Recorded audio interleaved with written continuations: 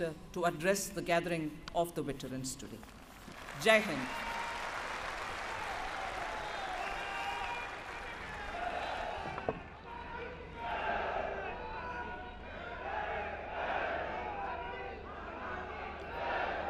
रक्षा मंत्री निर्मला सीतारमण जी, राज्य रक्षा मंत्री श्री सुभाष भामरे जी, देश के कोने कोने से आए आप सभी को आपके प्रधान सेवक का प्रणाम। आप सभी भूतपूर्व नहीं अभूतपूर्व है, क्योंकि आज जैसे लाखों सैनिकों के शौर्य और समर्पण के कारण आज हमारी सेना दुनिया की सबसे ताकतवर सेनाओं में से एक है। दुनिया के सबसे बड़े लोकतंत्र में आपने अपने शौर्य और समर्पण से जो परंपरा स्थापित की है, वह परंपरा अतुलनीय है।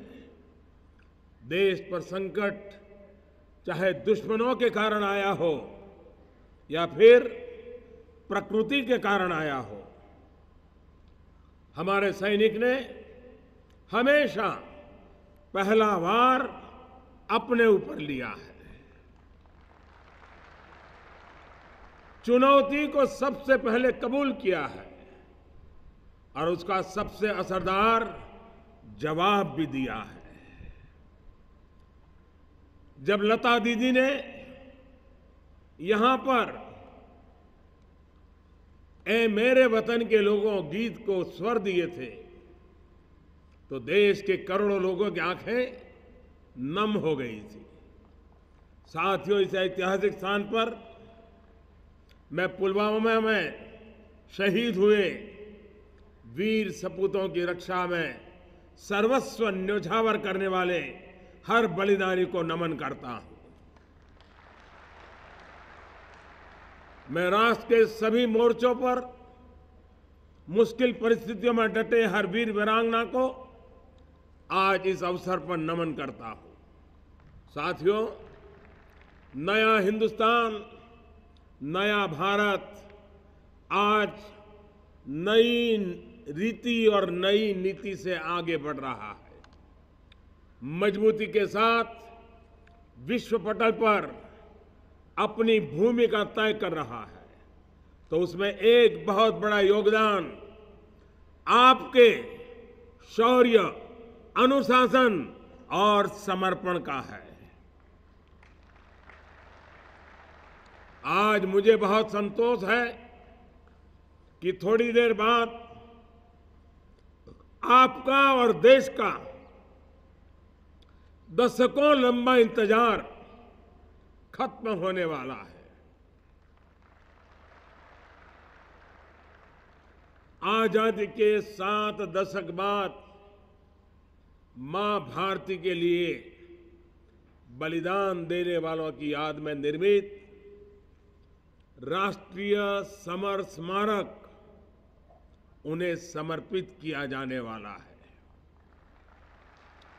इस स्मारक में हजारों शहीदों के नाम अंकित है, जो देश की वर्तमान और आने वाली पीढ़ियों को राष्ट्र सेवा और राष्ट्र निर्माण के लिए प्रेरित करती रहेगी।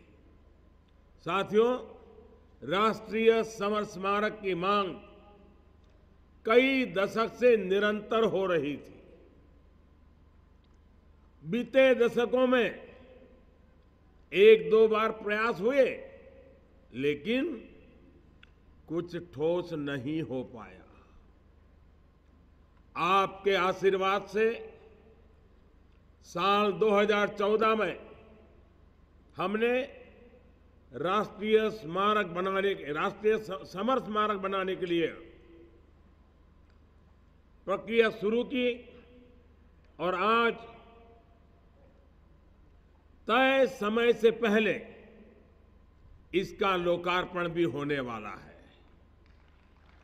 आप सभी ने राष्ट्र के लिए एक अद्भुत स्मृति का सृजन किया है। साथियों, ये स्मारक इस बात का भी प्रतीक है कि संकल्प लेकर उसे सिद्ध कैसे किया जाता है। ऐसा ही एक संकल्प मैंने आपके सामने किया था वन रैंक मैन पेंशन को लेकर के। पहले की सरकारों के समय आपको कितना संघर्ष करना पड़ा, कितना आंदोलन करने पड़े, इसका देश साक्षी रहा है। अब देश और आप सभी इस बात के भी साक्षी हैं कि वन रैंक वन पेंशन न सिर्फ लागू हो चुका है, बल्कि अब तक 35,000 करोड़ रुपए हमारी सरकार द्वारा वितरित किए जा चुके हैं। सरकार का पेंशन बजट जो पहले 44,000 करोड़ रुपए था, अब वो बढ़कर के 1,12,000 करोड़ रुपए से ज्यादा हो चुका है। सोचिए, एक वो भी सरकार थी जो कहती थी कि सिर्फ 500 करोड़ रुपए में वन रैंक वन पेंशन लागू हो जाएगा। साथियों, ओआरओपी को लागू होने से आप सभी की पेंशन में 40% की बढ़ोतरी हुई है।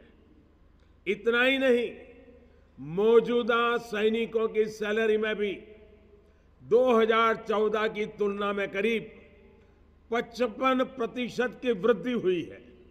इसके अलावा आप सभी पूर्व सैनिकों से जुड़ी दूसरी सुविधाओं का भी सरकार द्वारा ध्यान रखा जा रहा है। आपको पेंशन से जुड़ी शिकायतों के लिए दफ्तरों के चक्कर न काटना पड़े, इसके लिए एक ऑनलाइन सिस्टम बनाने पर काम चल रहा है।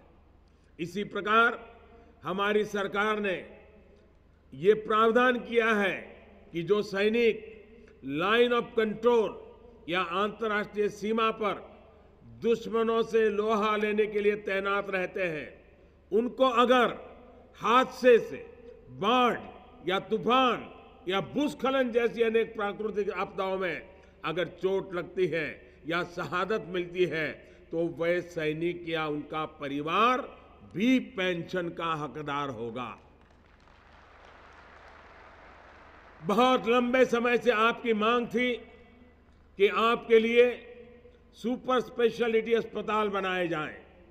आज इस ऐतिहासिक अवसर पर मुझे आपको ये बताने का सौभाग्य मिला है कि एक नहीं बल्कि हम ऐसे 3 सुपर स्पेशलिटी अस्पताल बनाने जा रहे हैं। साथियों, जब देश का सैनिक सशक्त होता है तो सेना भी सशक्त होती है।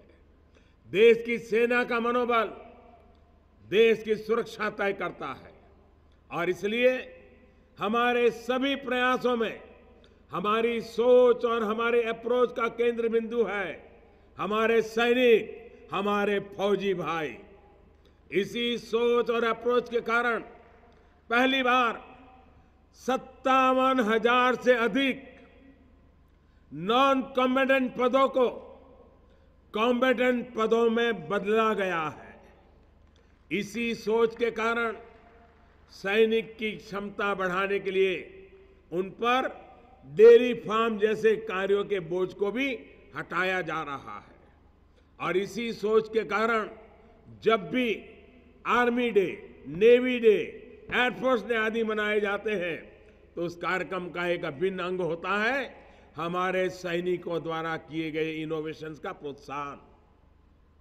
सैनिकों का सम्मान हो, उनके शौर्य और अदम्य साहस के बारे में देश के बच्चे बच्चे को जानकारी हो, इसी सोच के साथ हमने 15 अगस्त 2017 को गैलेंट्री अवार्ड्स का पोर्टल भी लॉन्च किया।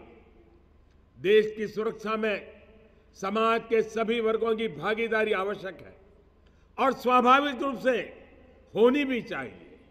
इसी सोच के साथ पहली बार महिलाओं को फाइटर पायलट बनाने का अवसर मिला है। सेना में भी बेटियों की भागीदारी को और मजबूत करने के लिए भी निरंतर फैसले लिए जा रहे हैं। मिलिट्री पुलिस की टोटल कोर में 20% तक महिलाओं की भर्ती के लिए कदम उठाए जा रहे हैं। शॉर्ट सर्विस कमीशन के माध्यम से नियुक्त महिला अधिकारियों को भी उनके पुरुष समकक्ष अधिकारियों की तरह स्थायी कमीशन देने का फैसला लिया गया है। साथियों, देश की सेना को आत्मनिर्भर बनाने की दिशा में भी हम लगातार काम कर रहे हैं। जिन फैसलों को कभी नामुमकिन समझाता था, उन्हें हम मुमकिन बना रहे हैं।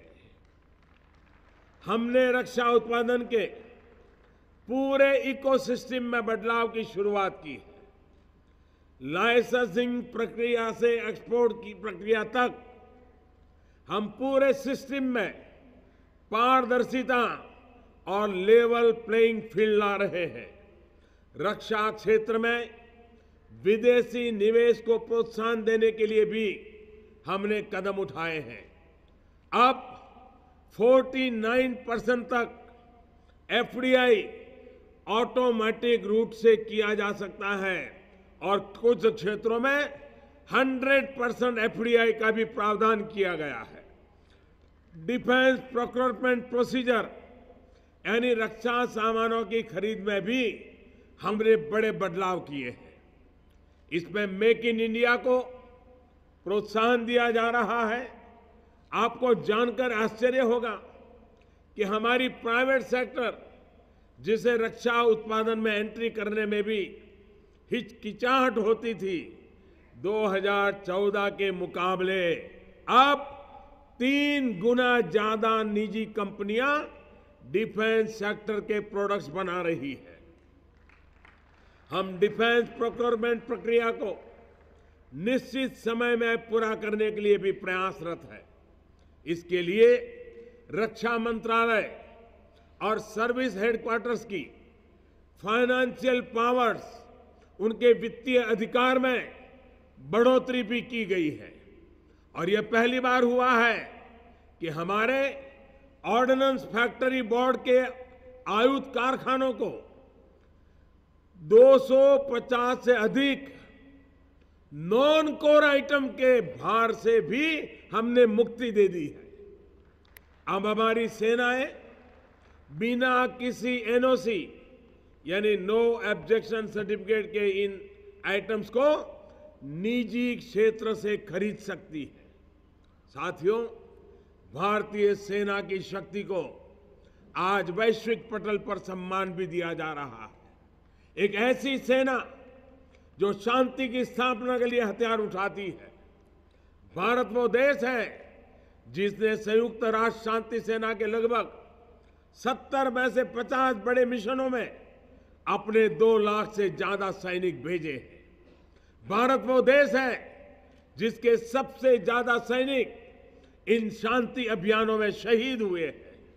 भाइयों और बहनों, ये हम सभी के लिए गौरव की बात है कि आज हमारे प्रयासों में दुनिया के बड़े बड़े देश हमारे साथ कंधे से कंधा मिलाकर चलना चाहते हैं। यही कारण है कि 2016 में हमारे इंटरनेशनल फ्लीट रिव्यू में 50 देशों की नौसेनाओं ने हिस्सा लिया था। यही कारण है कि एक के बाद एक देश हमारे साथ रक्षा सहयोग के समझौते करना चाहते हैं। यही कारण है कि हमारी सेनाएं मित्र देशों की सेनाओं के साथ हर साल औसतन 10 बड़ी ज्वाइंट एक्सरसाइज कर रही है।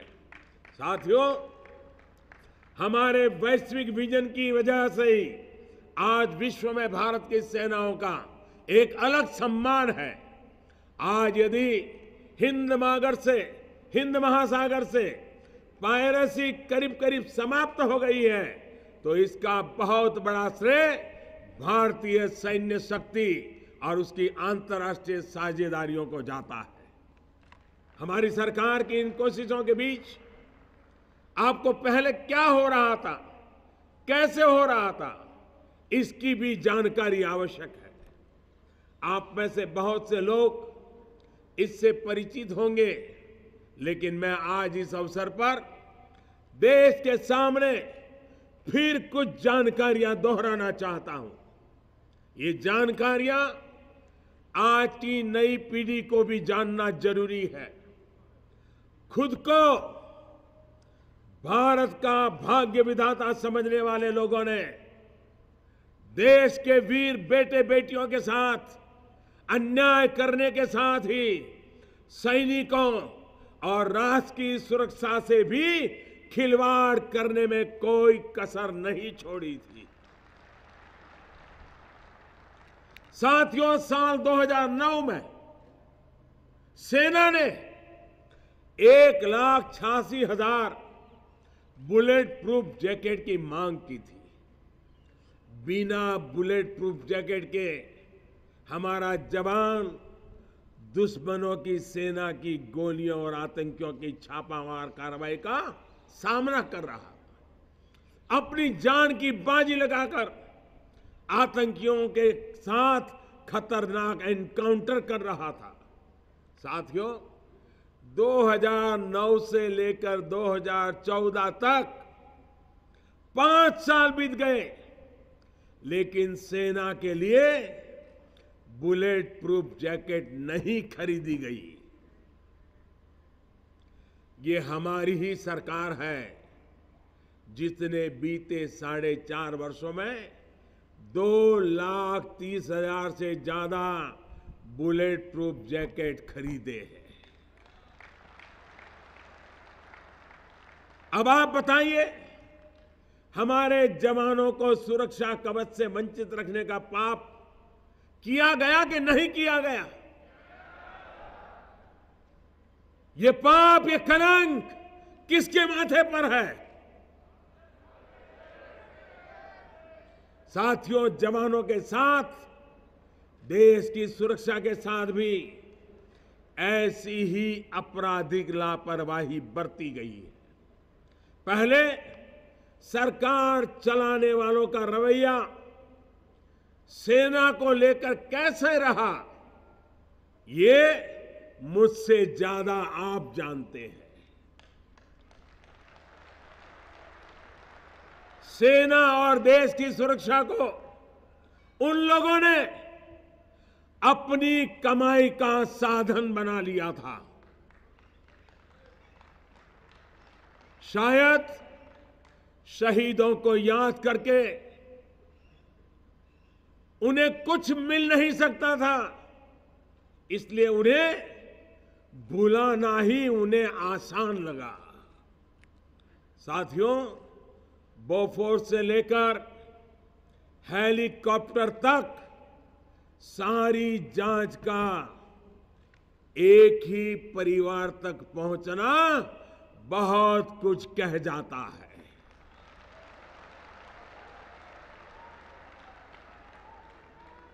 अब यही लोग पूरी ताकत लगा रहे हैं कि भारत में राफेल विमान आ ही ना सके। साथियों, अगले कुछ महीनों में जब देश का पहला राफेल भारत के आसमान में उड़ान भरेगा तो खुद ही इनका सारी कोशिशों का, साजिशों को ध्वस्त कर देगा।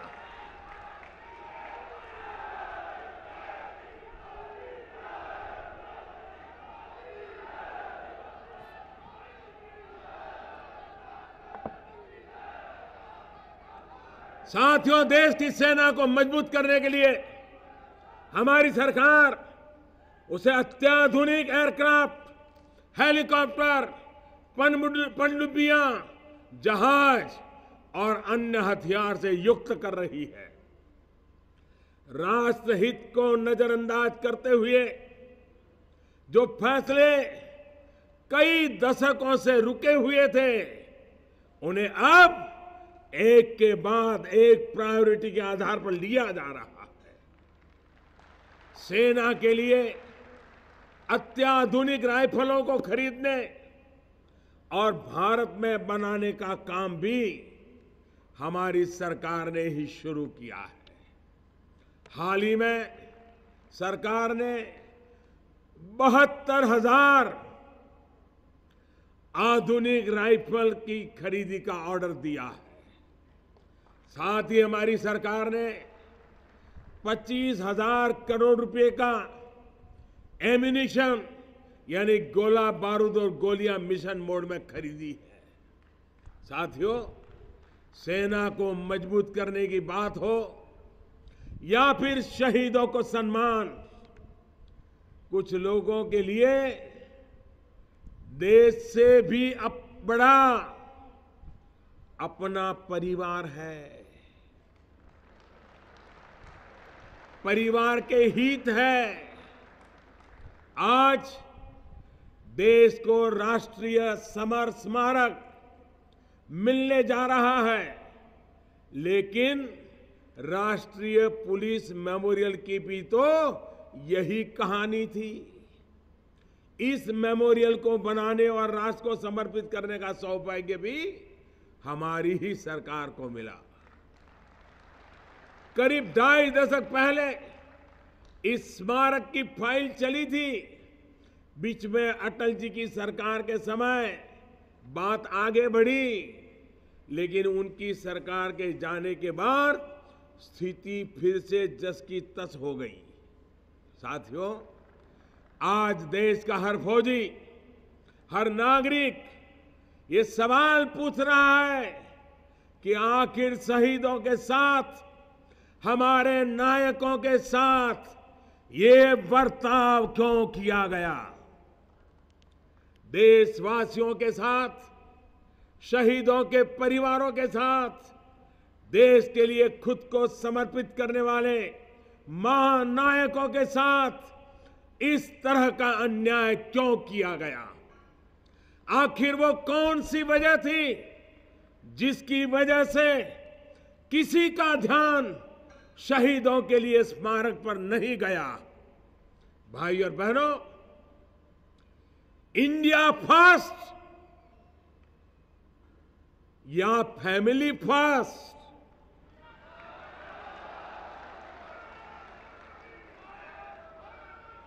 इंडिया फर्स्ट और फैमिली फर्स्ट का जो अंतर है, वही इसका जवाब है।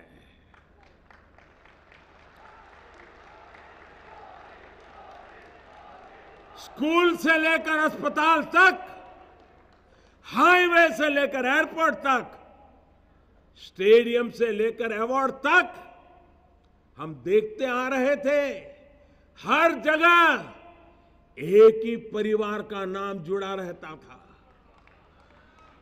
एक ही परिवार के गुणगान का परिणाम, उसका दुष्परिणाम ये निकला कि इनकी सरकारों में भारत के इतिहास, भारत की महानता या फिर भारत की परंपरा को कभी महत्व मिला ही नहीं।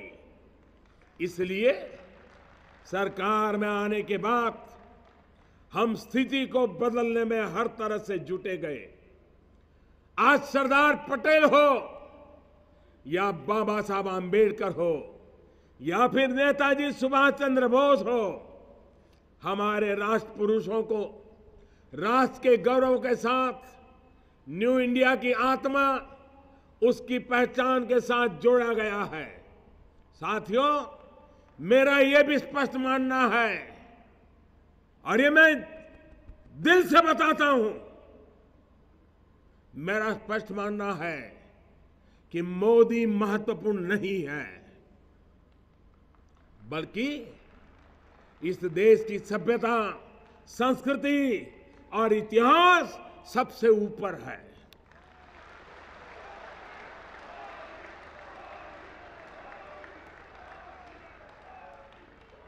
मोदी याद रहे न रहे, परंतु इस देश के करोड़ों लोगों के त्याग, तपस्या, समर्पण, वीरता और उनकी शौर्य गाथा अजर अमर रहनी ही चाहिए।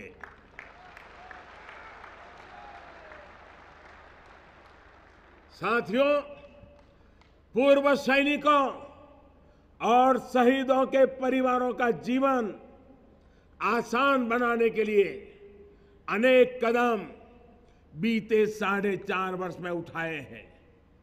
आने वाले समय में अनेक और फैसले लिए जाएंगे। अब एक मजबूत सरकार आपके सामने है, जिसे नामुमकिन को मुमकिन बनाना आता है। राष्ट्र के मान के लिए, वीर वीरांगनाओं के सम्मान के लिए, आपके लिए, आपके परिवार के लिए, आपका ये प्रधान सेवक हमेशा राष्ट्रहित को सर्वोपरि रखते हुए ही फैसले लेगा।